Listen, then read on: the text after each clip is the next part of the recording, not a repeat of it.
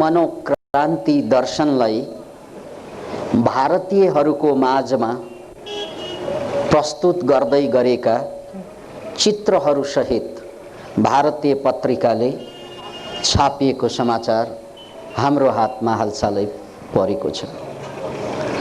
यसरी जहिले पनि ज्ञानका कुरा, मुक्तिका कुरा, जीवन बदल्ने कुरा भारतबाट नेपाल आइरहेको बेला त्यो सम्मको परम्परा अगाडि बढिरहेकै बेला नेपालका मनोक्रान्तिवादीहरूले भारतीय जनमानस सामु, भारतीयहरू सामु मनोक्रान्ति दर्शनलाई प्रस्तुत गर्नु भन्नु नै नेपालको आध्यात्मिक दार्शनिक इतिहासको नौलो मोड भन्न सकिन्छ।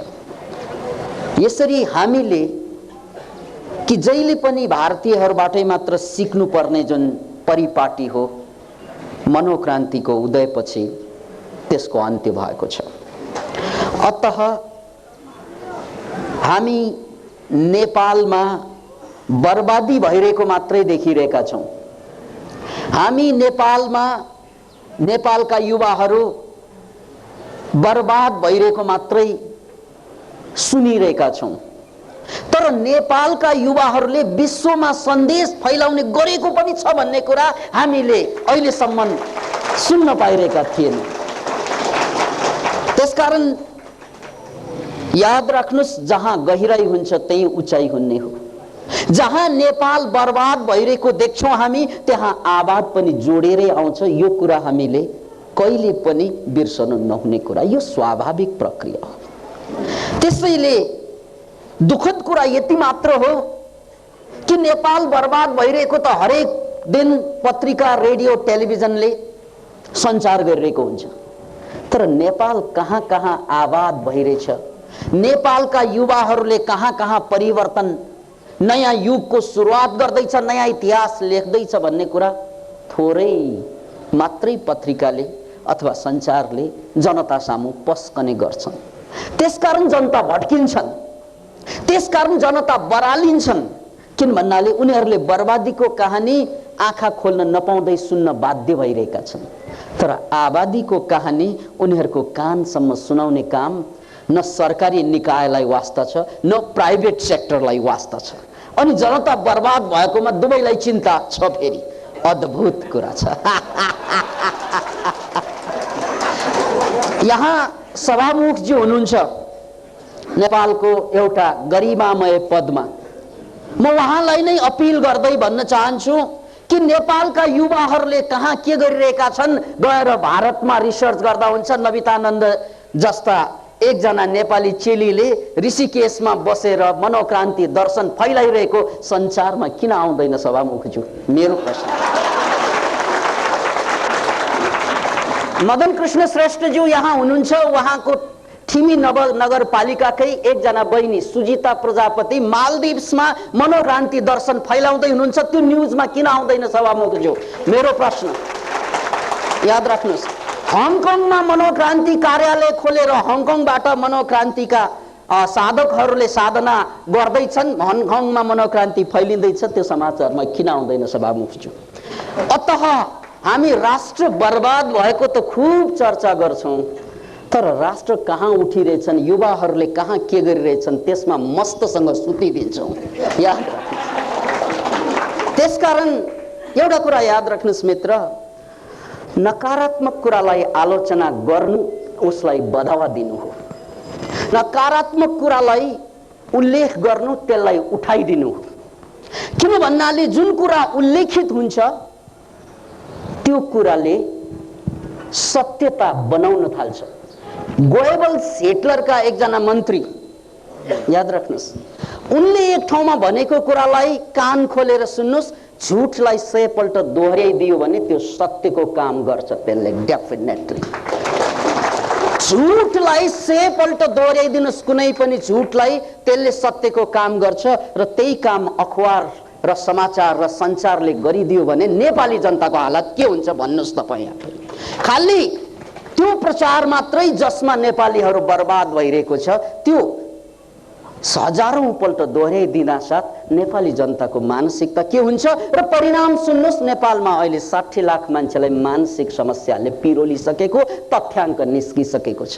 यो 60 लाख मान्छेलाई मानसिक रोग ल्याउनुमा हाम्रो सञ्चारले ठूलो भूमिका खेलिदिएको छ। किन भन्नाले बर्बादी मात्रै देख्छन्, बर्बादी मात्रै सुन्छन्, बर्बादी मात्रै हेर्छन्, अनि मान्छेलाई के लाग्न थाल्छ त भन्नाले त्यही क्यूमा त छु, कुन दिन मेरो पालो आउँदैछ बर्बादी। 60 लाख त पुगिसके, 60 लाख एकमा हान्न के बेर। त बन्धु, यो जीवनको व्यथालाई एउटा उदाहरणबाट म पेश गर्न चाहन्छु। अमेरिकाको एउटा राज्यमा त्यहाँका कन्स्टेबलले, कमिश्नरले एकचोटि बडो अद्भुत कुरा सुनाएका थिए। त्यो पुलिस अफिसरले आफ्नो कार्यकालमा युवाहरू अपराध गर्दै जेलमा थुनिएका देखे उनले। ऊ आफै पुलिस अफिसर र उनले रिटायर्ड भएपछि एउटा मार्मिक कुरा जनता अगाडि ल्याए र उनले के भने त भन्नाले अमेरिका जस्तो देश जहाँ खान लाउन बस्न संसारबाट मान्छे त्यहाँ पस्छन् भने त्यहाँका जनतालाई खासै ठुलो कुरा होइन। तै पनि अमेरिकी युवाहरू किन अपराध गर्छन् त? याद राख्नुहोस्, अमेरिकी युवाहरू अपराध किन गर्छन्? किन भन्नाले संसारमा सबभन्दा ठुलो जेल कहाँ छ भन्ने कुरा तपाईलाई थाहा छैन भने यहाँ छ भन्ने कुरा अमेरिका भनेर बुझ्नुहोस्। अमेरिकामा संसारको सबभन्दा ठुलो जेल बनाउनुको मतलब के? त्यहाँ थोरै मात्रै कैदी भएको भए, थोरै मात्रै अपराध हुने हो भने ठुलो जेल बनाउन आवश्यकता हुँदैन। याद राख्नुहोस्, कि चाहिँ जेललाई भाडामा दिनलाई बनाएको त होइन होला। जस्तै काठमाडौँका मान्छेहरू काठमाडौँमा आफ्नो घर कोठा मात्रै, कोठा नभएकालाई कोठा चाहियो, डेरामा बस्नेलाई कोठा बनाउनु पर्यो, कोठामा बस्नेलाई घर बनाउनु पर्यो, घरमा बस्नेलाई घर भाडा दिनलाई अर्को घर ठड्याउनु पर्यो। यो जो हो गर्नु पर्या छ। यहाँको पुरुषार्थ यही हो, सबैलाई थाहा छ कि घर भाडामा दिनलाई पनि ठुलो घर बनाइन्छ। अमेरिकाले ठुलो जेल पक्कै भाडामा दिनलाई बनाएको होइन, यो कुरा याद राख्नु। अमेरिकाले जेल बनाउनुको अर्थ आवश्यकता हो। किन भन्नाले आवश्यकता नै आविष्कारको जननी हो। जहाँ आवश्यकता हुन्छ त्यही आविष्कार हुने हो। आवश्यकताको महसुस भएन भने मान्छेले आविष्कार गर्दैनन् पनि। अनि यो कुरा, यो तथ्यलाई हृदयङ्गम गरी हामीले के बुझ्नुपर्छ भन्नाले अमेरिकी त्यो पुलिस अफिसरले जुन कुरा भने त्यो हाम्रो लागि आई ओपनर हुन सक्छ, नेपालको लागि त अझै बढी ठुलो पाठ हुन सक्छ। उनले के भने त भन्नाले कि अमेरिकामा युवाहरू जब अपराध गर्छन् र उनीहरूलाई हामीले चाहिँ थानामा लगेर थुन्छौँ, जेल चलान त पछि हुन्छ, पहिला त थानामा लगेर थुन्ने हो। त्यो थुनिरहँदाखेरि उनीहरूको त्यो कहिले कहाँ कुन मुद्दाको कारणले गर्दा कुन सजाय पाउँछ भन्नेमा डर हुँदैन युवाहरूको। याद राख्नुहोस्, उनीहरूलाई चिन्ता छैन। अपराधीहरूलाई चिन्ता के हुन्छ त भन्नाले भोलि बिहान अखबारमा मेरो तस्बिर कुन राजनेतासँग छापिन्छ, त्यो बडो ठुलो चाहिँ चासोको विषय हुन्छ।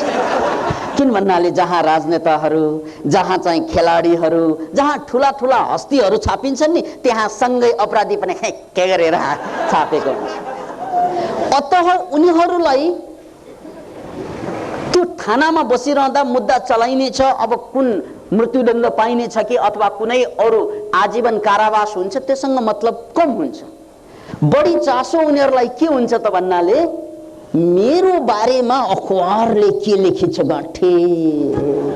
किन इमेजिन, अपराधीलाई अपराध गरेकोमा पीडा छैन, अखबारमा नछापेकोमा पीडा हुन्छ उसलाई। अखबारले छापिदियोस्, टेलिभिजनले देखाइदियोस्, रेडियोले सुनाइदिउन्, बस गर्व गर्छ। Can imagine it. खान नपाएर अपराध गर्दैनन् अमेरिकीहरूले, लाउन नपाएर अपराध गर्दैनन् अमेरिकीहरूले, जागिर नपाएर अपराध गर्दैनन् अमेरिकीहरूले। सामान्यतया अमेरिकी युवाहरूले अपराध गर्नु भनेको अद्भुतै कुरा लाग्न सक्छ। किन भन्नाले नेपालीहरू त त्यही अमेरिकालाई स्वर्ग देखेर त्यही लागिरहेका हुन्छन्। यो अद्भुत स्वर्ग हो। त्यहाँका मान्छेहरू, त्यो स्वर्गवासी युवाहरू, अब अमेरिकालाई स्वर्ग र त्यहाँ बस्ने स्वर्गवासी,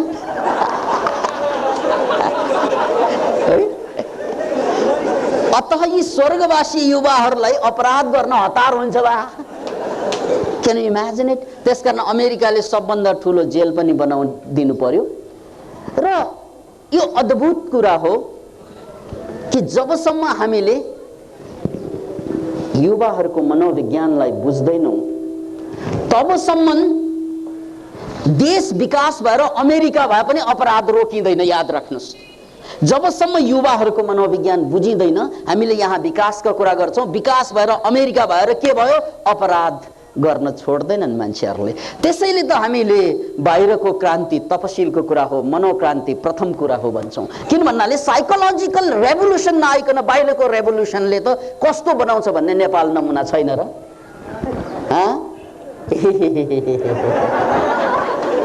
पहिलो चेन्ज त माइन्डमा ल्याउने हो नि, साइकोलोजिकल रेभोल्युसन, मनोक्रान्ति नभइकन यो बाहिरको क्रान्तिले के गर्छ, के ल्याउँछ भन्ने कुरा त हाम्रो सभामुखजी यहाँ उपस्थित हुनुहुन्छ, सबैलाई थाहा भएको कुरा, हामीले भोगेको कुरा, हामी नेपालीहरूले सेयरिङ गरेको कुरा त्यो। त्यसकारण अब त हामीले बाध्य भएर पनि भन्नुपर्छ, इतिहासबाट सिक्ने हो भने गाँठे राज्य क्रान्ति त्यो अनावश्यक कुरा नहुन सक्छ, तर त्योभन्दा पहिला मनोक्रान्ति त अनिवार्य हो। याद राख्नुहोस्, बिना क्रान्ति मनमा आखिर त्यही भ्रान्तिमा रुमल्लिएका मान्छेहरूले सत्ता सम्हालेपछि उनीहरूले गर्ने के त? गर्ने के? त्यही भ्रान्तिलाई राष्ट्रिय स्तरमा सेयरिङ गर्ने, विश्व स्तरमा त्यो मूर्खतालाई प्रचार गर्ने न हो। यदि भित्रै क्रान्ति आइसकेको भए त्यो क्रान्तिको ज्वालालाई साँच्चै विश्व स्तरमा लग्न सक्छौँ। तर भ्रान्ति भित्र छ भने अब भ्रान्ति अखबारले छापिएला के गर्नु? किन भन्नाले सत्तामा पुगिसकेपछि अखबारले छाप्नु पर्यो, रेडियोले सुनाउनु पर्यो, टेलिभिजनले देखाउनु नै पर्ने हुन्छ। त्यसकारण सबभन्दा ठुलो क्रान्ति युवाहरूलाई युगान्तकारी क्रान्ति भनेको के? मनकै क्रान्ति हो। अहिलेसम्म चाहिँ अमेरिकाले गरेको भुल, अमेरिका जस्तो उठेको देशले गरेको भुल हामी नेपालीले दोहोर्याउनु हुँदैन मित्र। यो मेरो तपाईहरुप्रतिको आग्रह होइन, यथार्थको चित्रण मात्रै हो कि हामीले अमेरिकाले गरेका सम्पूर्ण भुललाई पछ्याउनु हुँदैन। राम्रो कुरा जहाँबाट आए पनि ठिक, राम्रा जति हाम्रा लज्जा, राम्रा त जहाँबाट आए पनि ठिक हो, तर नराम्रा यहीबाट आए पनि त्यसलाई चाहिँ भिरेर त हिँड्नु भएन, लिएर त हिँड्नु भएन। हामी के भन्छौँ? त्यसलाई सदुपयोग गर्न सिकौँ। अतः अमेरिकी अधिकारीको, पुलिस अधिकारीको, याद राख्नुहोस्, अमेरिकी पुलिस अधिकारीको यो कुरा कि युवाहरू यहाँ जेलमा आउनुमा उनीहरूलाई दुःख छैन, उनीहरूलाई सुख, उनीहरूको अहंकारको तुस्ती कहाँबाट भइरहेको छ भने उनीहरूको तस्बिर अखबारले छापिरहेको छ, उनीहरूलाई टेलिभिजनले देखाइरहेको छ, उनीहरूको बारेमा चर्चा परिचर्चा छ। त्यसकारण उनीहरू अपराधी बनेकोमा फिटिक्कै पीडा छैन। रोनाल्ड रेगनलाई गोली हान्ने मान्छे मिस्टर हिङ्क्ले, मिस्टर हिङ्क्लेले रोनाल्ड रेगनलाई चाहिँ गोली त हान्यो, हुन्न त मर्न त मरेनन् बुढा, तर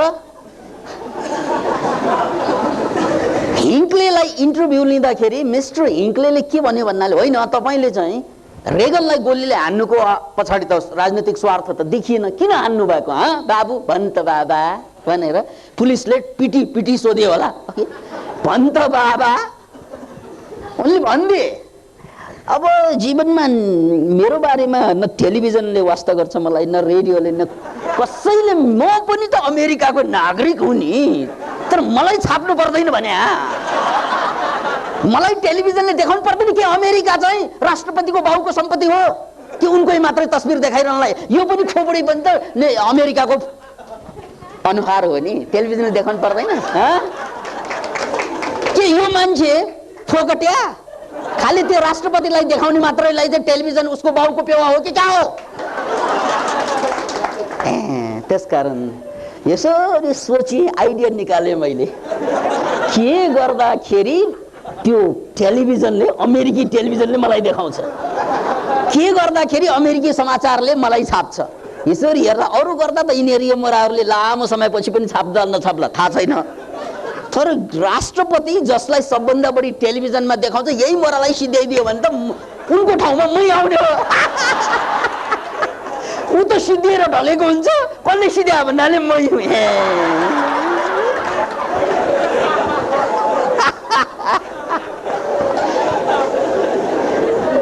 Can you imagine it? See, मान्छेको युवाहरूको भोग के त? यहाँ त काम नपाएर पीडा छ, काम पाएको भए त्यो कामको कारणले पीडा हुन्छ। काम नपाएर पीडा हुनलाई त ला काम भन्दा पुग्छ, तर काम पाइसकेपछि पनि कचकच गर्नेहरूलाई गर्ने कि बडो पीडा छ। यो मान्छेको स्वभाव बडो गजब छ। एउटा चाहिँ कहानी भनिहालौँ, सान्दर्भिक कहानी छ, राजा र मन्त्रीकै कहानी हो।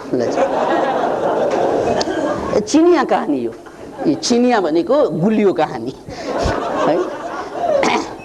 चीनको एउटा प्राचीन कथा के छ त भन्नाले एकचोटि चाहिँ राजाले मन्त्रीलाई प्रधानमन्त्रीलाई के भनेछन् भन्दा, प्रधानमन्त्री अब हेर हामी दुवै मिलेर शासन त गर्नु पर्यो, त जनताको छोरा, म राजाको राजवंशबाट आएको होइन। अत अब शासन त त्यो बेला चाहिँ अहिले जस्तो चाहिँ शासन पद्धति रहँदैन थियो। त्यसकारण चाहिँ राजाले के भनेछन् भन्नाले ल काम विभाजन गरौँ, तेरो जम्मै काम के त भन्नाले तेरो दण्ड मात्रै दिने काम, मान्छेले गडबड गरेको दण्ड दिइहाल्ने, मेरो काम पुरस्कार दिने काम। किन भन्नाले मान्छेलाई पुरस्कार पनि दिनुपर्छ, पुरस्कार दिएर फकाउनु पनि पर्छ, नत्र काम गर्दैन उसले। अब अपराध गर्ने मान्छेलाई दण्ड पनि दिनुपर्छ, मेरो काम चाहिँ दण्ड चाहिँ दिने होइन, तेरो काम दण्ड दिने, मेरो काम पुरस्कार दिने। कसो भने अब राजाले भनेपछि कसो, यस हस् महाराज भएको कुरा। त्यसपछिबाट अब उनको कामै के त भन्नाले मन्त्रीको काम चाहिँ प्रधानमन्त्रीको काम दण्ड दिने, अपराध जसले गल्ती जसले गर्छ ढ्याङ ढ्याङ दण्ड ठोक्ने। राजाको काम के त पुरस्कार दिने, ठुल्ठुलै पुरस्कार। भयो के त भने राजाले सोचे जस्तो भएन, उल्टो भयो। पुरस्कार दिने भनेपछि मान्छेले ल एउटा काम गर बाबा पुरस्कार दिन्छु भनेर घोषणा गरेपछि मान्छेले के गर्छन् भन्नाले उसलाई मुड भयो भने त्यो काम गरि पनि हाल्छ, मुड भएन भने पुरस्कार भयो भने पुरस्कार के जाडो छ भनेर बसिदिने। मान्छेले पुरस्कारको लोभमा पनि काम गर्छ, तर सबैले काम गर्दैन रहेछ। किन भन्नाले यस्तो जाडो छ, कहाँ बिहान बिहानै उठेर चाहिँ तरहरमा आउनु, त्यो पुरस्कार है। तपाईँहरूलाई थाहा छ नि यो जाडो महिनामा यहाँ यति मास छ कि गर्मी महिनामा यसको डबल हुन्छ, तपाईँहरू 4 पल्ट यहाँ सर्नुपर्छ, यो पोगेकै कुरा हो है। किन भन्नाले मान्छेलाई चाहिँ पुरस्कारसँग खासै तालुक रहँदैन रहेछ, पाइने ठिकै गर्दो रहेछ। प्रधानमन्त्रीको काम त यसरी बन्दो रहेछ। किन भन्नाले हे तरहरा पार्टी प्लेस 7 बजे पुग, पुगेन भने हिर्काइदिन्छ गोली, दण्ड भनेपछि डराइ गर्दो रहेछ। प्रधानमन्त्रीको काम त भनेकी गरिहाल्ने, किन भन्दा डर सिद्धिने डर छ। त्यसकारण चाहिँ त्यो काम फटाफट हुँदै गयो। राजाको काम चाहिँ आधा मात्रै भयो, पुरस्कार दिने रे। अब कसैले लिनु मन थियो भने गर्ने हो, मन छैन भने लभ गरिरहेको बेलामा के को पुरस्कार, यही ठिक हो।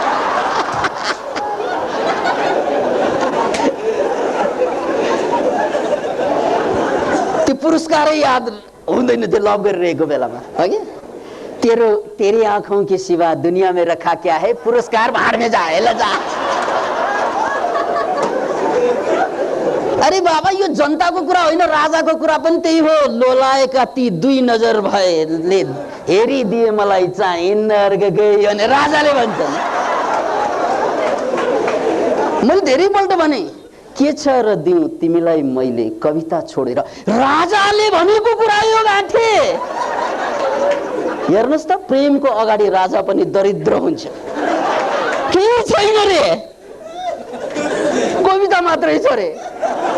किन भन्नाले प्रेमलाई हात पार्नको लागि त कविता बाहेक राज्य पनि काम लाग्दैन रहेछ भनेर बुझ्यो नि। राज्य भन्दा ठुलो हुँदो रहेछ नि त प्रेम। त्यसकारण कतिपय ठाउँमा त राजकुमारले शासन छोडिदिन्छन्, केटी च्यापेर भाग्दिन्छन्। बारम्बार घटेको इतिहासको घटना, इमोसनको अगाडि बुद्धिको के लछार पाटो लाउने है। बुद्धि भनेको त सानो कुरा, इमोसन। त्यसकारण लभ इज ब्लाइन्ड। प्रेमले केही पनि देख्दैन, यदि देखिन्छ भने त्यो प्रेमै होइन फेरि। त्यसकारण त हामीले प्रेम गर्दाखेरि आँखा चिम्म गर्छौँ, केही पनि देख्दैन यार।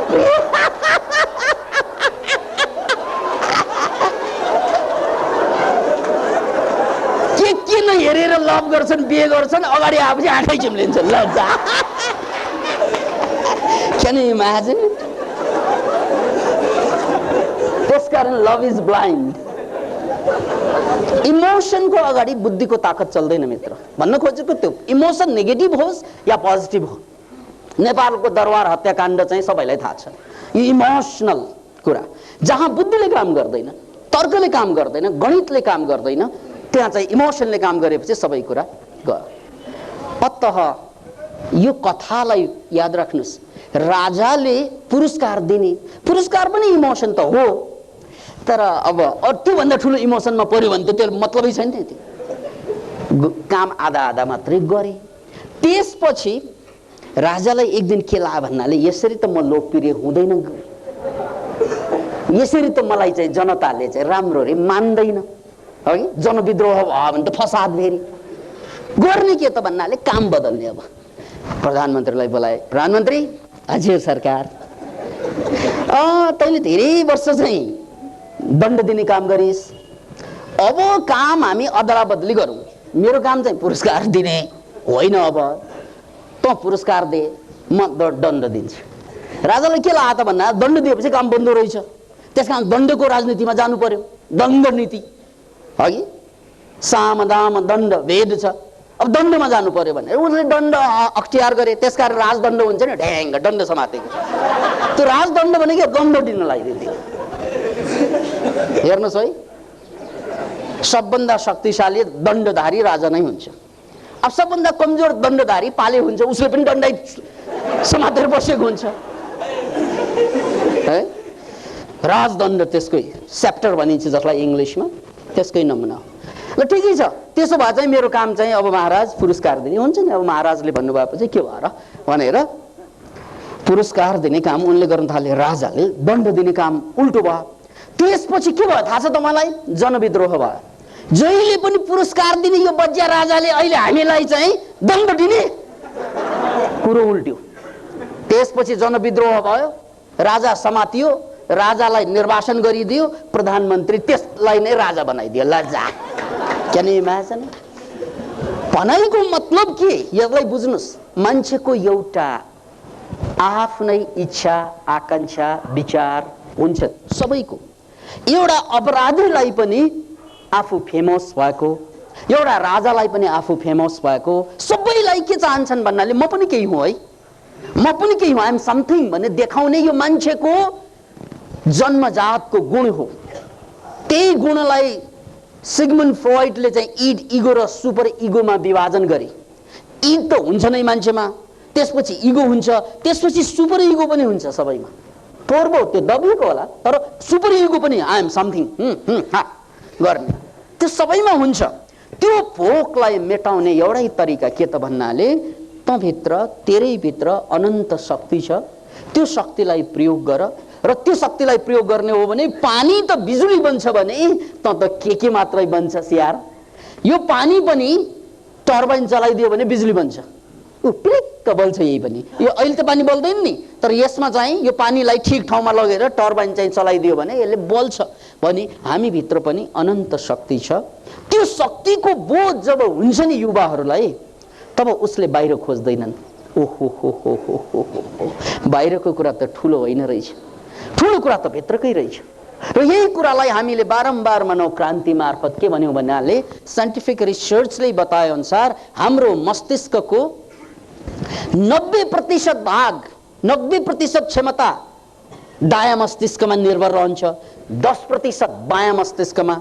अब दायाँ मस्तिष्क त मान्छेले प्रयोग गर्दै गर्दैन, कन्ट्रोलमा ल्याउने चाहिँ बायाँ मस्तिष्क हो। त्यसो भनेको विचार बुद्धि तर्क गणित हो। र विचार बुद्धि तर्क गणित पनि सबै युज गर्दैनन्। मान्छेले 1% देखि 3% मात्रै आफ्नो मस्तिष्क युज गर्छन्। 97 देखि 99% मस्तिष्क मान्छेको युजमै आइरहेको छैन भन्ने यो वैज्ञानिक तथ्याङ्क हामीले पेश गर्दै आयौँ। त्यसैले हामीले के भन्छौँ भन्नाले, विगत 5000 वर्षको इतिहासमा 1% भन्दा कम मान्छेले 99% भन्दा बढी मान्छेमाथि शोषण शासन गर्दै किन आयो त? किन भन्नाले 99% मान्छेले 99% आफ्नो मस्तिष्क प्रयोगमै ल्याउँदैन अनि गर्ने किन त? Can imagine it? शोषण गर्दाखेरि उसले शोषण गर्यो भन्न त सजिलो हुन्छ, तर त्यो शोषण गराउनको लागि आफूले के भूमिका खेले त्यो बुझ्न गाह्रो हुन्छ। त्यसकारण अघि हामीले गीत चाहिँ सुन्यौं नि, दोष मात्र लाउनेहरू युद्ध गर्दै मर्छन्, आफ्नै दोष देख्नेहरू शुद्ध बन्न सक्छन्, बुद्ध बन्न सक्छन्। दोष त आफ्नै देख्ने हो, अरूको दोष हुन्छ त्यसमा शंका छैन, तर अरूको दोष भनेको तपशीलको कुरा हो, मूल दोष आफ्नो हो। किन भन्नाले अरूको दोषबाट बच्न धेरै सजिलो हुन्छ, आफ्नो दोषबाट बच्न धेरै गाह्रो हुन्छ। अरूको दोषबाट बच्नलाई त यसरी छले पनि हुन्छ, यताउता गए पनि हुन्छ, तर तपाईँ जहाँ गए पनि आफ्नो दोष त बोकेरै जानुहुन्छ। कि दोष घरमा राख्छु अनि म पहाड चढ्न जान्छु, मिल्छ त्यो? मिल्दैन। त्यो त तपाईँले त्यो दोषको मनोविज्ञान त बोकेरै जानुहुन्छ। त्यसैले एउटा कुरा के बुझौँ भन्नाले संसारमा जे जति अपराध हुन्छ, जे जति गल्ती हुन्छ, जे जति विद्रोह हुन्छ, त्यो जम्मैको पछाडि दुईवटा पक्षहरू छन्। एउटा पक्ष त वातावरण भयो जसले उनीहरूलाई चाहिँ विद्रोही बन्न चाहिँ बाध्य बनाइदिन्छ। अर्को पक्ष उनीहरू आफैले पनि आफूभित्रका चाहिँ अनन्त सम्भावनालाई नचिन्नु। अब दुवै पक्ष छ, 50% बाहिरबाट, 50% भित्रबाट। आफूले आफूलाई नचिन्नु र अनि आफूले आफूलाई नचिनेपछि मान्छेले चाहिँ नकारात्मक चाहिँ बाटो समात्न जान्छ। जस्तै मिस्टर हिङ्क्लेको कुरा मैले भर्खरै मात्र पेश गरेँ। मिस्टर हिङ्क्लेले रोनाल्ड रेगनलाई गोली किन हान्यो त भन्नाले त्यही कि मेरो पहिचानै भएन यो राष्ट्रमा, राष्ट्र त मेरो पनि हो नि। त्यही हालत तपाईँहरूको पनि होइन र? ल भन्नुहोस् त, तपाईँहरू टेलिभिजनमा कतिपल्ट आउनुहुन्छ? कतिपल्ट रेडियोमा तपाईँको नाम आउँछ? कतिपल्ट गोरखापत्रमा तपाईँको नाम छापिन्छ? एकपल्ट पनि छापिँदैन। त्यही 1% भन्दा कम मान्छे घुमिफिरी जहिले पनि उनीहरूकै नाम। टेलिभिजन ट्याक खोले के गरे उही आइहाल्छ। मानौ त्यो टेलिभिजन पात्रहरू निश्चितै छ। नेपाली जनताको त्यो हो नि, तर नेपाली जनता त्यहाँ आउँदैन। किन आउँदैनन् त भन्नाले नेपाली जनताले आउने जस्तो काम पनि त गर्नुपर्ने। कसो आउने जस्तो काम पनि त गर्नुपर्ने, त्यो पनि गर्दैन। कहाँ जाडोमा चाहिँ सिरक ओढेर सुतिरहेको हुन्छ। सिरक ओढेर सुतिरह्यो भने टेलिभिजनमा कहाँ आउँछ? भर्खर टेलिभिजन आएको देख्नु भएन? सिरक खोलेर आएकाहरू आउँछ नि अब एकछिनपछि। अतः दोष मात्र लाउनेहरू युद्ध गर्दै मर्छन्, आफ्नै दोष देख्नेहरू बुद्ध बन्न सक्छन् भन्नुको अर्थै त्यही हो। 50% हाम्रो काम पनि छ त्यसमा। त्यही सन्दर्भमा मैले सुरु के कुरा गरेँ, उद्घाटन कसरी गरेँ त भन्नाले कि भारतमा मनोक्रान्तिलाई लिएर हाम्रा साथीहरूले त्यहाँका पेपरमा न्युज बनाइरहेका छन्। हेर्नुहोस् है, पेपरमा हिजो मात्रै आएको चाहिँ केही पेपर प्रति त्यसका कटिङ्सहरूबाट के बुझियो त भन्नाले कि भारतका मान्छेहरूले त्यहाँबाट त्यो हाम्रो पत्रिकामा पनि निस्कँदैछ अर्को हप्तामा, मनोक्रान्ति पत्रिकामा भारत का पत्र पत्रिकाले बड़ो बकायदा साथ नेपाल से आए हुए डॉक्टर समथिङ भट्ट भनेर त्यहाँ छापिएकै छ राम्ररी नै। फलानाले मनोक्रान्ति दर्शनलाई चाहिँ हाम्रा चाहिँ विद्यार्थीहरूमाझ अथवा हाम्रा फलानामाझ चाहिँ सिकाइरहनु भएको छ, यसबाट धेरैलाई चाहिँ लाभ भइरहेको छ। संसार को बदलना है तो सुरु अपने आप से करो भन्ने शीर्षकै थियो। Can you imagine it? त्यसैले त हामीले भन्दैछौँ कि पानी यो सल्किँदैछ। त्यो सल्केको यहाँको जनतालाई थाहा हुँदैन, भारतीय जनतालाई थाहा हुन थालिसकेछ के। पानी यो सल्किँदैछ, ढुङ्गा यो पग्लिँदैछ, आँखा उघारी हेर नेपाल बिम्जिँदैछ। अब यहाँ कुरो के त भन्नाले नेपाल सुतेको फोटो छापिन्छ, नेपाल सुतेको टेलिभिजनमा देखाइन्छ, नेपाल कहाँ कहाँ उठेछ देखाइँदैन। अन्य देखाएपछि के लाग्छ भन्नाले अचेलका युवाहरू खत्तम, उनीहरूलाई मतलबै छैन, उनीहरू चाहिँ बर्बाद भएर बर्बाद भएको यत्रा चाहिँ चिसो भूमिमा 3-3 घण्टा बस्छन्, यी बर्बाद भयो कि आबाद भएर आएका।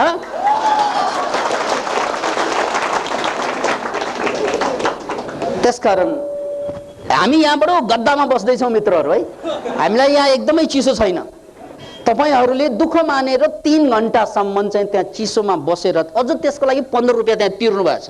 केका लागि त भन्नाले चिसोमा बस्नका लागि। यो नेपाली जनताले, नेपाली युवाले देखाएको यो साहस आज त केही न केही होला, तर भोलि डेफिनेटली यसले नेपालको इतिहास, नौलो इतिहास कोरिने छ, त्यो सुरु भइसक्यो। त्यसकारण तपाईहरु जम्मै बधाईका पात्रहरू हुनुहुन्छ।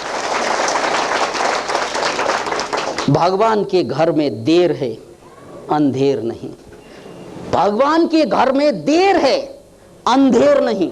याद राख्नुस्, यो सत्यको कुरा, मुक्तिका कुरा यस्तै हुन्छन्। यहाँ देरी त हुन्छ तर अन्धेर हुँदैन मित्र। हामीले जति दुःख खपे पनि, एउटा पत्रकारले कतै भन्नुभएको कुरा मलाई बडो मार्मिक लाग्यो। तिमी र ममा यही फरक छ, तिमी र ममा यही फरक छ। तिमी न्यूज बनाउँछौ, हामी इतिहास बनाउँछौ। फरक त्यो छ। न्यूज बनाउने मान्छे त राष्ट्रपतिलाई गोली हाने पनि न्यूज बन्छ, तुरुन्तै आयो। तर इतिहास बनाउने मान्छेले त्याग गर्नुपर्छ, बलिदान गर्नुपर्छ, लामो लामो समयसम्म चाहिँ संघर्ष गर्नुपर्छ इतिहास बनाउने मान्छेले। तर न्यूज बनाउने मान्छेले त केही गर्नु पर्दैन, भयभरको लुगा खोले पनि न्यूज बन्छ। क्या सजिलो छ। न्यूज त बन्छ नि, स्वाट स्वाट सबै खोल्नु पर्दैन। अझ 25% बाँकी राखेर सबै खोल्यो भने न्यूज बन्यो। न्यूज बनाउन सजिलो छ, इतिहास त लुगा खोलेर बन्दैन। किन भन्नाले बाँदरले पनि कहिले लुगा लाउँदैन, इतिहास बनेछ। कुकुरले लुगा लाउँदैन, इतिहास बन्दैन। त्यसकारण न्यूज त बन्छ फेरि। Can you imagine? भोलि कुकुरलाई लुगा लगाइदिनु, चस्मा लगाइदिनु, ट्याक्क फोटो खिचेर न्यूज बनाइदिन्छ, तर इतिहास बन्दैन। अनि एकजना अमेरिकी लेखकले भनेका थिए, the difference between you and me, you are greatest and I am latest. तिमी र ममा यही फरक छ। मान्छु म तिमी ग्रेटेस्ट हौ, अलेक्जेन्डर द ग्रेट है। तिमी ठुला महान मान्छे हौ, तर तिमी मरिसक्यौ। ग्रेटेस्ट त हौ, इतिहासमा नाम छ तिम्रो, तर आई एम द लेटेस्ट, म त बाँचिरहेको छु। त्यसकारण तेरो ग्रेटेस्टनेस भन्दा मेरो लेटेस्टनेसले संसारलाई बदल्न सक्छ। याद राख्नु, संसारलाई बदल्नको लागि लेटेस्ट भए पुग्छ, ग्रेटेस्ट हुनु पर्दैन। यहाँ दुःखद कुरा के त, न मान्छे लेटेस्ट हुन्छ न ग्रेटेस्ट हुन्छ। ग्रेटेस्टहरूले पनि इतिहास बदल्ने हो, तर लेटेस्टले पनि बदल्छौँ। हामी लेटेस्ट हौँ, हामी ग्रेटेस्ट होइनौँ अहिलेलाई मान्छु, तर लेटेस्ट हौ नि। अहिलेको संस्करण, नेपाली जनता यो भूमिमा करोडौं अरबौं अरबौं आए गए, त्यो सबै जनताको लेटेस्ट संस्करण त हामी हो नि, पेन्टियम 5 होइन त। त्यसकारण याद राख्नुस्, एकचोटि कुमारजीले, गण्डकी अञ्चलको प्रशासक कुमारजीले भन्नुभएको थियो कि नेपाली इतिहासमा मनोक्रान्तिको पदार्पणले एउटा गजबको काम के गर्यो त भन्नाले, जहिले पनि दर्शन भनेको हिन्दी भाषामा सुन्नु पर्थ्यो, त्यो रोक्यो अहिले भन्छन् कि। हो, त्यही फरक हो। जहिले पनि भनेको त्यो इतिहासको कुरा भयो, ग्रेटेस्टहरूको कुरा, तर लेटेस्टहरूको पनि त आफ्नो कुरा छ नि, लेटेस्टहरूको कुरा। त्यसैले पानी यो सल्किँदैछ, ढुङ्गा यो पग्लिँदैछ, आँखा उघारी हेर नेपाल बिम्जिँदैछ। यतिले नेपाल बिम्जिँदैन। फेरि नेपाल बिम्जाउने अर्को एउटा सूत्र छ त्यही गीतमा, छोएर हेर चन्द्र, छोएर हेर चन्द्र, पुग्नु छ शक्ति केन्द्र। किन भन्नाले जो मान्छे जुन चिजको लागि जन्मेको हो त्यहाँ नपुगिकन उसले न आफूलाई बदल्न सक्छ न संसारलाई। याद राख्नुस्, हामीले 1% भन्दा कम मस्तिष्क प्रयोग गरिरहेका छौँ। हामीले बढी भन्दा बढी मस्तिष्क प्रयोग गरेर हामीले आफूलाई उठाउनु पर्छ, चन्द्रमालाई छुनु पर्छ। छोएर हेर चन्द्र, पुग्नु छ शक्ति केन्द्र, संसार फेर्नु पर्छ आफै बनेर इन्द्र। तपाई भित्रको इन्द्रलाई, इन्द्र भनेको के, इन्द्र महाराज भनेको, इन्द्र भनेको तपाई भित्रको राजा। हरेक मान्छे राजा हो, चिन्न सके बुझ्न सके आफै आफ्नो राजा हो। अब चिन्नु पनि त पर्यो नि, बुझ्नु पनि त पर्यो नि। त्यो चिन्नु र बुझ्नु भनेको के, मस्तिष्कको 79% मैले चिनिरहेकै छैन, त्यही हो राजा। त्यसकारण त त्यो टाउको माथि बस्छ यहाँ, किन हो राजा। यो राजाको कामै लिँदैनौँ हामीहरू, पिउनको काम लिइरहेका छौँ। यो खुट्टा पिउन हो, ए फल्ला ठाउँमा जा, ए झर हाँस, ए उठ हाँस, यो कसले, यो त खुट्टा हो, यो पिउन। यसको काम हामी बढी लिन्छौँ, यसको काम कम लिन्छौँ, किनभने यसलाई चिनेन हामीले। यो 79% हाम्रो मस्तिष्क अहिले पनि सुतिरहेको छ। यो वैज्ञानिकको कुरा, हाम्रो कुरा होइन। यो यी विज्ञानले प्रमाणित गरेको कुरा। अल्बर्ट आइन्स्टाइनको ब्रेनकै कुरा गर्दाखेरि पनि 12 देखि 15% मात्रै उसको ब्रेनले क्रियाशील भयो। अनि आइन्स्टाइन जस्तो युग पुरुष जन्मियो, शताब्दी पुरुष। अब हाम्रो मस्तिष्क सामान्यतः 1% प्रयोग भइरहेको हो। 2% युवाहरूले प्रयोग गर्यो भने अहिले जति उनीहरूले काम गरे त्यसको दुगुना काम गर्न सक्ने भयो। अहिले उनीहरूसँग जति बुद्धि छ डबल हुने भयो, जति कमाइरहेछ डबल पाउने भयो। फेरि त्यसो भन्दैमा अहिले एकजनासँग लभ गरेछ, अब 2 जनासँग गर्ने हो होइन। त्यो गल्ती चाहिँ नगरौँ। फेरि एउटा श्रीमती भएकाले 2 वटा हुने हो, त्यो होइन फेरि। किनभने मस्तिष्क 2% प्रयोग भयो, त्यसो भए त 100% हुँदा त बर्बादै हुन्छ।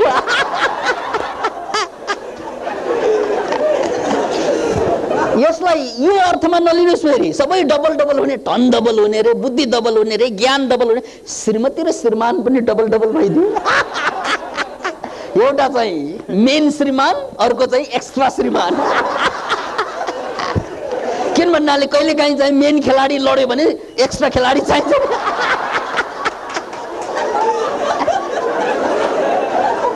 अनि त नामै पनि त्यस्तो हुन्छ, husband, this is my husband, this is my sub husband.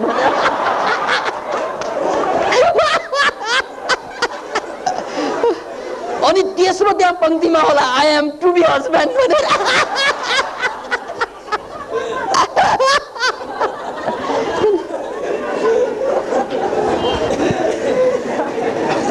अतः यसको अर्थ त्यसरी नलिकन मेरो मस्तिष्कको क्यापासिटी 1बाट डबल मात्रै भयो, 2% चल्दा साथ मैले प्रेम गर्ने क्षमता डबल हुन्छ। मैले जति माया गर्छु नि कसैलाई, दाइलाई, भाइलाई, आमालाई, बाउलाई, त्यो प्रेम गर्ने क्षमता दुगुना हुँदै जान्छ। बस द्याट्स अल। त्यसकारण एउटै कुरा हामीले बुझ्नुपर्छ कि हामी भित्रको क्षमतालाई उठाइदिने हो भने नेपालीले पनि जे गर्न पनि सक्छ। अहिले एकजना नवराज भट्ट, एकजना नबितानन्द, एकजनाले ऋषिकेशमा उत्तर भारतमा, अर्कोले दक्षिण भारतमा मनोक्रान्तिलाई फैलाइरहनु भएको छ। भारत भनेको नेपाल भन्दा 21 गुणा बढी ठुलो देश, जनसङ्ख्याको कुरा गर्ने हो भने 1 अरब नागिसकेको देश। त्यसकारण नेपालका सबै जनताले भारतीयहरूलाई गएर सिकाउन मात्रै गए पनि यो देशको चाहिँ समस्या हल भयो। किनभने सबैले सिकाउन गएपछि यहाँ चाहिँ लड्ने को, भिड्ने को। Can you imagine it? यो नेपाली युवाहरूलाई बन्दुक भिडाउनुको सट्टा, चाहे चाहिँ साई सेनाको नाउँमा होस् या लाल सेनाको नाउँमा होस्, ज्ञान यो खोपडी चाहिँ भिडाएर लज्जा भारतीयहरु लागि चाहिँ कार्यक्षेत्र भनेर सिकाउन जाऊ। किन भन्नाले युगौंदेखि भारतीयहरूले नेपालीहरूलाई सिकाउन आए, अब हाम्रो पालो। किन भन्नाले हाफ टाइम पछि फुटबल गेममा पनि पोल फेरिन्छ के, यताको उता उता। यार हाफ टाइम भयो अब।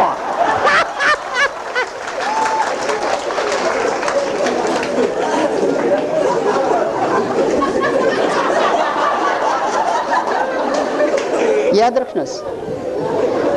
अनि त्यो समाचार पत्रको, समाचार पत्र नेपालको होइन फेरि भारतको, त्यो समाचारमा जुन जसरी कुरा चाहिँ व्याख्या गरियो त्यसको एउटा राम्रो पक्ष के थियो त भन्नाले आध्यात्मिकता भारतीयहरूसँग कम छैन, त्यसमा शंकै नगरौँ। त्यसकारण त उनीहरूले हामीलाई आएर सिकाइरहेको।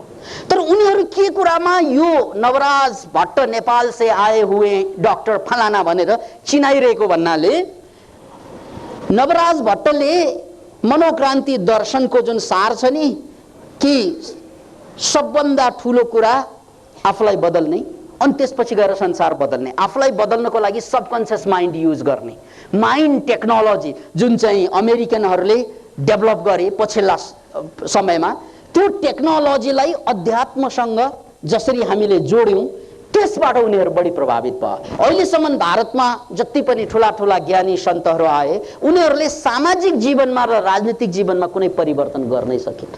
याद राख्नुहोस्, व्यक्तिगत जीवनमा परिवर्तन हुन्छ। तपाईं कसैको भक्त बन्नुहोस्, तपाईको जीवनमा परिवर्तन आउँछ, त्यसमा शंकै छैन। चाहे साई बाबाको बन्नुहोस् या रजनीशको बन्नुहोस् या कृष्णमूर्तिको बन्नुहोस्, कसैको व्यक्तिगत जीवनमा परिवर्तन ल्याउन त गाह्रो छैन। किन भन्नाले कसैको भक्त बने पुग्छ।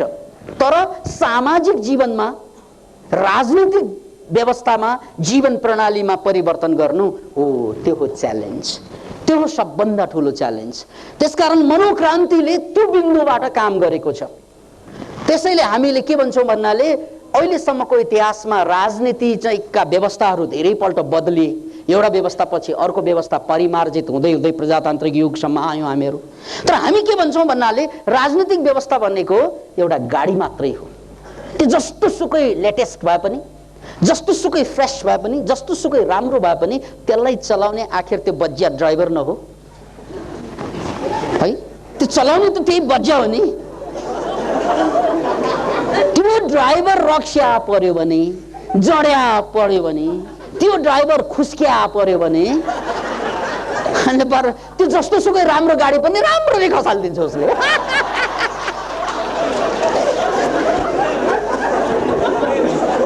यार यो एक्सिडेन्टका धेरै तरिकाहरू छन्। याद आइहाल्यो एउटा मान्छे गाडी कुदाउँदै थियो, एउटा ड्राइभर नराम्ररी एक्सिडेन्टमा पर्यो। त्यो विदेशबाट आएको एकदम च्याम्पियन ड्राइभर नेपालको रोडमा चलाउन अलि जोखिम छ, किन भन्नाले यहाँ चाहिँ ट्राफिक रुलै मान्दैन ड्राइभरहरूले। त्यसकारण यहाँ गाह्रो छ भने ल म यो चुनौतीलाई स्वीकार गर्छु भनेर कुदाए। एकदम बाई रोडमा चाहिँ आँखा चिम्लेर चाहिँ हाइवेमा कुदायो उसले। अब अमेरिकामा चाहिँ 200 किलोमिटर 150 किलोमिटर हाँक्न सक्ने मान्छेहरूले अब यहाँ त 50-60 किलोमिटरको स्पिडमा हाँक्नु ठुलो कुरा होइन। उसले कुदाउँदै जाँदा ठुलो एक्सिडेन्ट परेपछि उनले पत्रकारले सोध्यो, होइन तपाईँ जस्तो च्याम्पियन मान्छे कसरी चाहिँ एक्सिडेन्ट परेको, धन्न चाहिँ बच्नु भयो। अनि उनले के भने भन्नाले यार भयो के त भन्नाले गाडी कुदाएँ, त्यसपछि त त्यहाँ चाहिँ मान्छेहरूले त्यो भेडा चढाउने आउने चरवाहहरू बिचमा आएपछि अब अमेरिकामा त त्यस्तो हुँदैन, त्यहाँ त कहाँ भेडा आउँछ त्यहाँ बिचमा। भेडा चढाउने मान्छे पनि हाइवेमा देख्दा त म अकमक परेँ। अब के गर्ने, साइड दिनु पर्यो। मैले साइड दिएँ भनेको भेडा यताबाट आएँ, मैले स्वाट चाहिँ लगेँ, ठिकै छ। अनि त्यसपछिबाट त भैँसी चढाउनेहरू आए फेरि अगाडिबाट। अरे अमेरिकामा त्यस्तो त हुँदैन, अमेरिकामा त गाडीलाई छल्ने हो, यहाँ त भैँसीलाई। त्यो गाडीलाई छल्नु सजिलो होला, भैँसीलाई छल्नु गाह्रो। किन भन्नाले गाडीको त कमसे कम ड्राइभरले चाहिँ बुद्धि लगाउँछ, भैँसीले बुद्धि नै लगाउँदैन। हो जहाँ गाडी आउँछ त्यही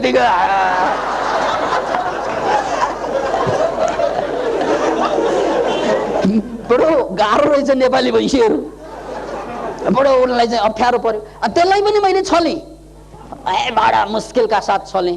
त्यसपछि फेरि चाहिँ केटाकेटीका बठानहरू आयो सडकको बिचबिचमा, यो पनि कुरा अमेरिकामा त त्यस्तो आउँदैन अघि। अब त्यसलाई पनि बाइपास गर्नु पर्यो होइन, साइड दिनु पर्यो। स्वाट मैले अर्को साइडमा लगेर साइड दिएँ। हुँदा मेरो ब्रेनमा बानी के पर्यो भन्नाले यो देशमा हरेक कुरालाई साइड दिनुपर्छ भन्ने बानी लाग्यो है। हुँदा त्यसपछि कुदाइरहेको पुल आयो, त्यसलाई पनि साइड दिएको त तल।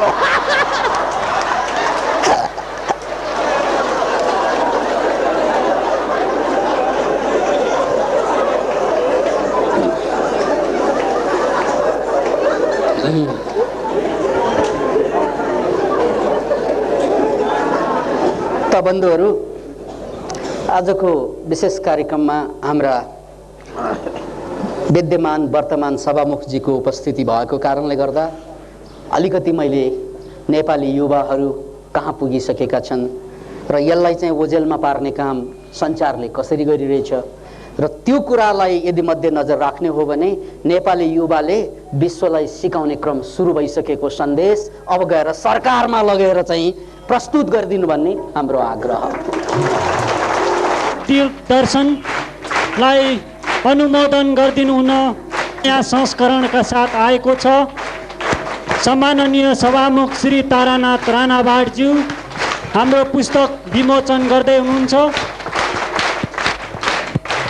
मनोक्रान्ति पुस्तक दिग्दर्शन अबरदार ताली बजाएर सम्मान गरिदिनु हुन हामी हार्दिक अनुरोध गर्दछौँ। तपाईलाई आज यो शुभ घडीमा आज 2-3 कुराले शुभ। एउटा शुभ त तपाईँ हामी यहाँ सँगै छौँ,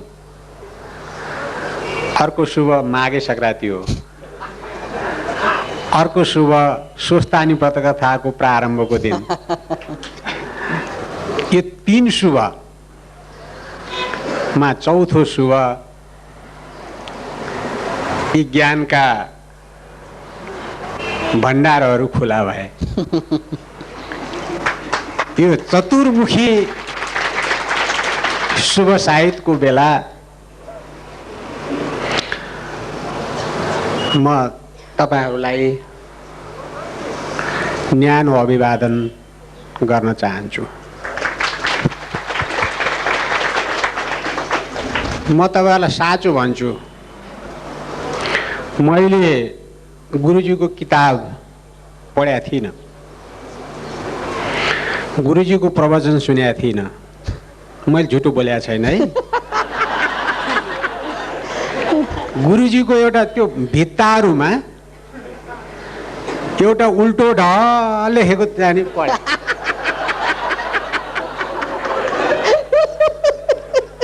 के होला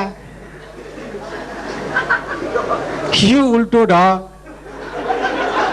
सुल्टो ढलाई कुकुर पुछ्रे ढ भनेर पढे।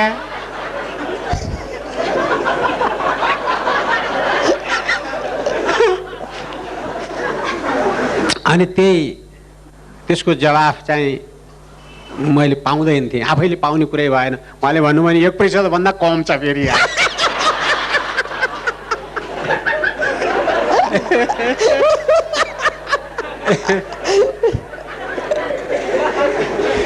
अनि अस्ति एक दिन मेरो निवासमा भाइहरू आउनुभयो,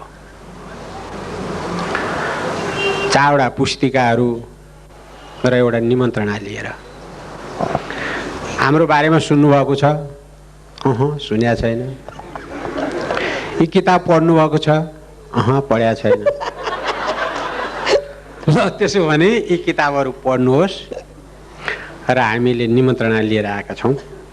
त्यो दिन गुरुसँग पनि तपाईँको सान्निध्य हुन्छ, उहाँको प्रवचन पनि सुन्न पाउनुहुन्छ भन्नुभयो। मैले अब समय फेरि मेरो हातमा छैन, आफ्नो समय आफ्नो नियन्त्रणमा छैन। मेरो समय नियन्त्रण गर्ने सिंहदरबारमा मेरो अफिस छ। ल ठिक छ, म भोलि गएर त्यसलाई हेरौँ, म आउँछु भनेर भने। र मैले आउने समय पनि पाएँ र आज यहाँ आएँ। र मैले ठुलो उपलब्धि र ठुलो ज्ञान आर्जनको प्रारम्भ भएको दिन, समय भन्नु बिहानी महसुस गरेको छु आज।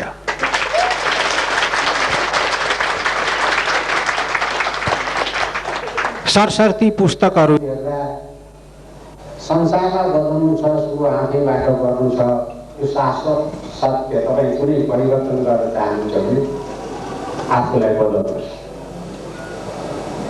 आफूलाई बदल्न अब म एउटा श्रद्धेय गुरुजी आफ्नो अनुभवलाई म थप्न चाहन्छु। संसारलाई बदल्नु छ निश्चय पनि, र त्यो बदल्न आफैले सकिन्छ। अर्को सत्य के हो भने आफूलाई बदल्न सबभन्दा पहिले आफूलाई चिन्नुपर्छ। म को? मेरो शक्ति, गुरुजीले भनिसक्नु, मेरो शक्ति के हो?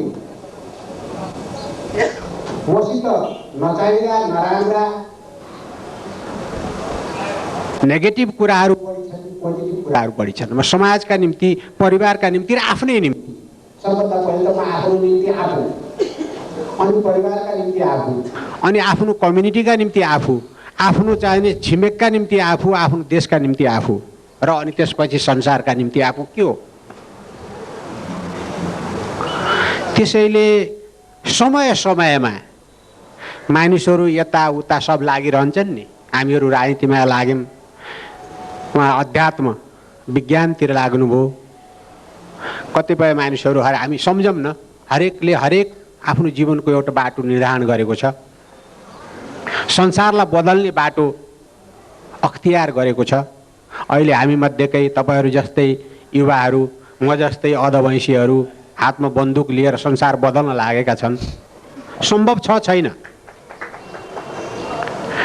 यहाँले भन्नुभयो नि मिडियाहरू, यो मिडिया नभएको भए, भाइहरू गाह्रो नमान्नु होला, मिडिया हुनुहुन्छ,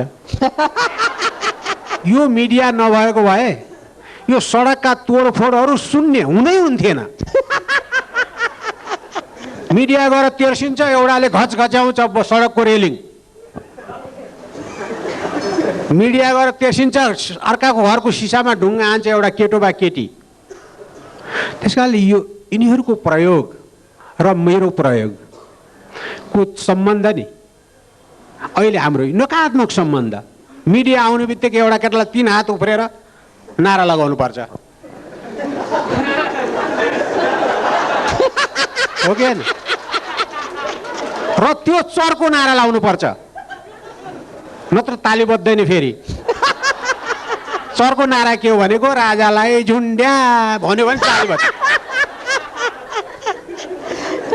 होइन, यो राजालाई बदल, संसार बदल्न राजालाई बदल, व्यवस्था बदल्न राजालाई बदल, राजालाई बदल्न राजाको मन जित, सम्झाऊ, बुझाऊ, प्रेम गर, सम्मान गर भन्यो भने ताली बज्दै बज्दैन। हो नि, अहिले अहिले हामीले भोगिराखेका सत्य हो नि। हो म आफै मेरा आफ्ना अनुभवहरू छन्। लखौँ छोड्नुहोस्, लाख होइन, लखौँ जनतालाई सम्बोधन गर्दा सब नेपाली काङ्ग्रेसमा सबभन्दा ताली पाउने युवक वक्ता म हो। तर त्यो इतिहास भइसक्यो। अहिले त्यही मान्छे म त्यस्तै जम्मा भएको सभाहरूमा, त्यही सङ्ख्याको सभामा मैले गएर बोलेँ भने ताली पाउँदै पाउन्न।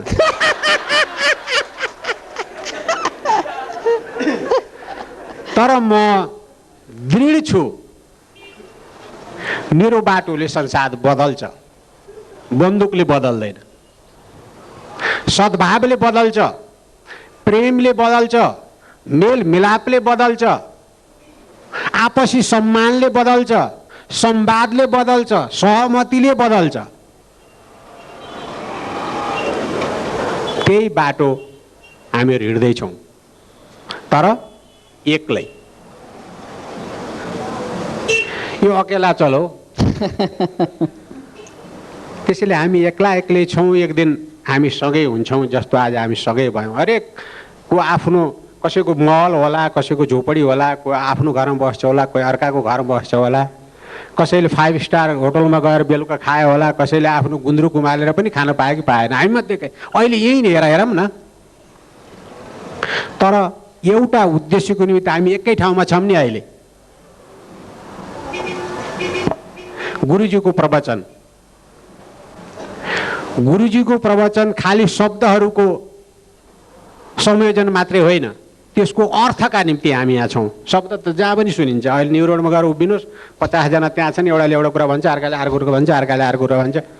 शब्दहरू त त्यहाँ पनि सुन्न पाइन्छ, तर अर्थ, जुन अर्थले संसारलाई बदल्न मद्दत पुर्याउँछ, जुन अर्थले तपाईँ र मलाई बदल्न मद्दत पुर्याउँछ, र जुन अर्थले तपाईँले आफूलाई चिन्न र मैले आफूलाई चिन्न मद्दत पुर्याउँछ, त्यो आज मैले सुन्न पाएँ। र यसका निम्ति हामीहरू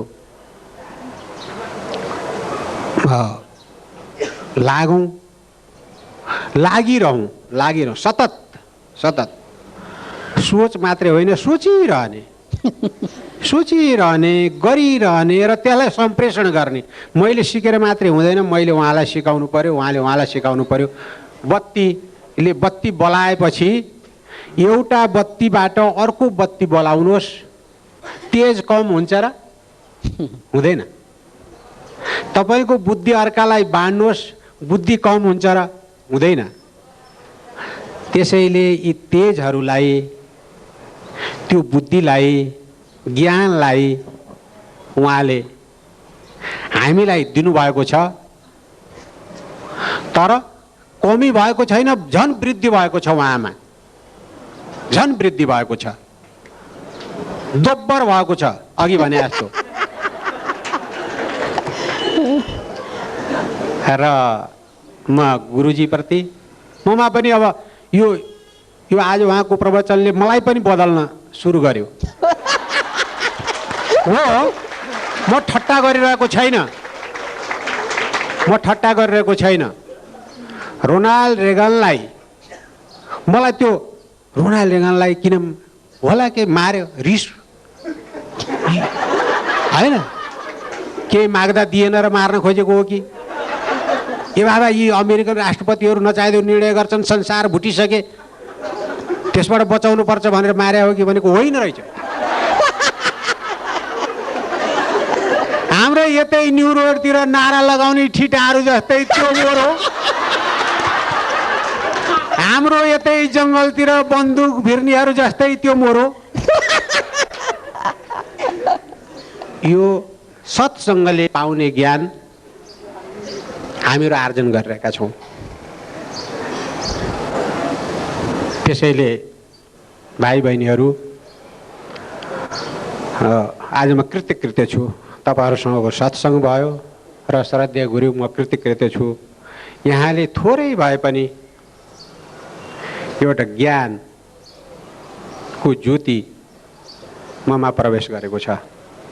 1% भन्दा तल दिमागको प्रयोग गर्ने म अहिले कति वृद्धि गर्न सक्छु, अब आजबाट प्रारम्भ गर्छु। र यो पुस्तक र यो ज्ञानको भण्डारलाई सार्वजनिक गर्ने मौका दिनुभएकोमा म आयोजक साथीहरू र श्रद्धेय गुरु प्रति हार्दिक आभार व्यक्त गर्छु। किनभने यो सार्वजनिक गर्दा फाइदा के भयो भन्न सक्नुहुन्छ? म आफू सार्वजनिक भएँ।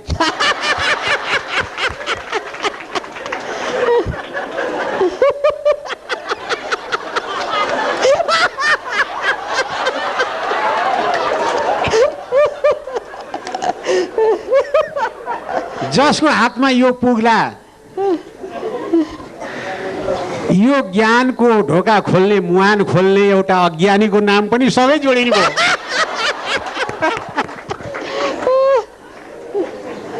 त्यसैले म हार्दिक आभार। हङकङ पनि पुग्यो, हङकङ, मालदिप्स पुगेको नेपालको जय होस्। हामी संसार पुग्न सकौँ।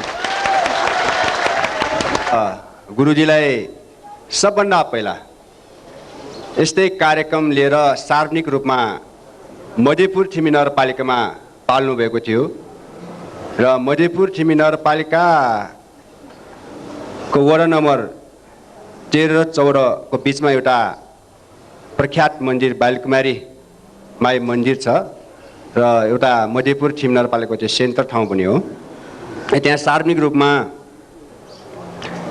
प्रवचन लिँदाखेरि त्यसमा मलाई पनि त्यहाँ उपस्थिति हुने सौभाग्य पाएको थिएँ र उहाँले त्यसबेला आफ्नो प्रवचनको साथसाथै यस्तै सास प्रश्वास क्रिया कपाल भारती गराउनु भयो र म अलिकति विभिन्न एक्सर्साइजहरू गर्ने गर्थेँ र सबभन्दा मलाई प्रभावित त्यहाँबाट पार्यो।